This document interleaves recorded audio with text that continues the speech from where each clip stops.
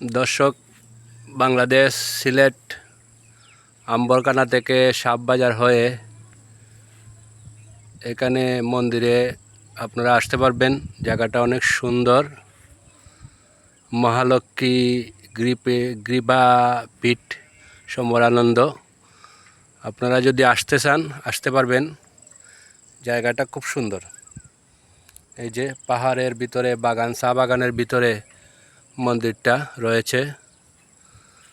আপনারা এখানে যদি আসেন অনেক আনন্দ শান্তি পাবেন।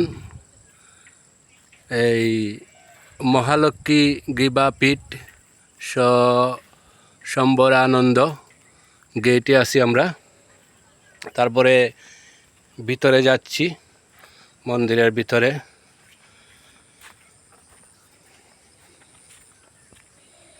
অনেক সুন্দর মন্দির। আর যা এখানে আসলে যাওয়ার ইচ্ছা হয় না, অনেক শান্তি মিলে। পাশাপাশি যারা মানত করেন মানত পূরণ হয়। আর অনেক ভক্তবৃন্দ এখানে আসেন। আর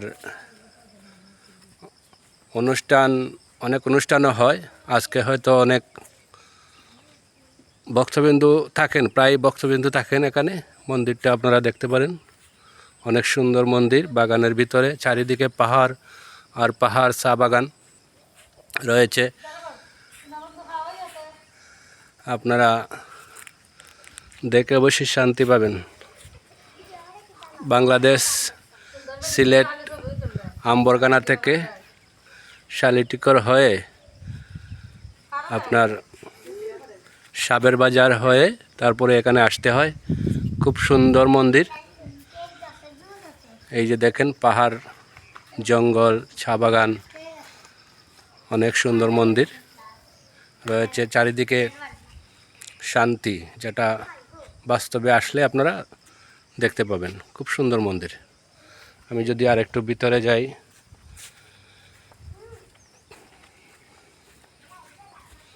এখানে রয়েছে তুলসী মেদি।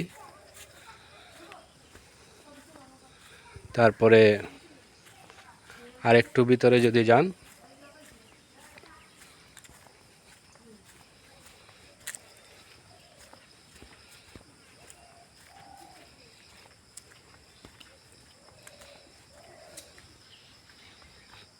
খুব সুন্দর জায়গা।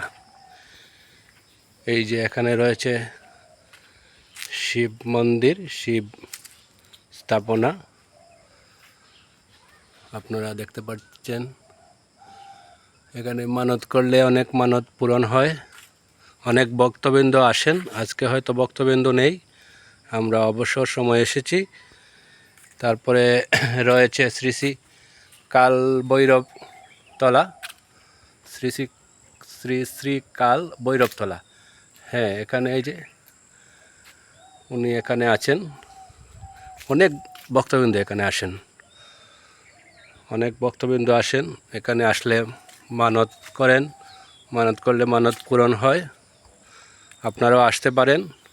আমি জানি এই ভিডিওটা সারা বিশ্ব থেকে আপনারা দেখবেন। অনেক সুন্দর জায়গা, বাগানের ভিতরে চারিদিকে পাহাড়, জঙ্গল, চা বাগান, তার ভিতরে মন্দির, জাগ্রত মন্দির রয়েছে। আপনারা আসতে পারেন। দর্শক, তাহলে আজকে এ পর্যন্তই। বাংলাদেশ সিলেট আম্বরকানা থেকে শালিটিকর হয়ে সাপবাজারের ভিতরে মন্দিরটা রয়েছে।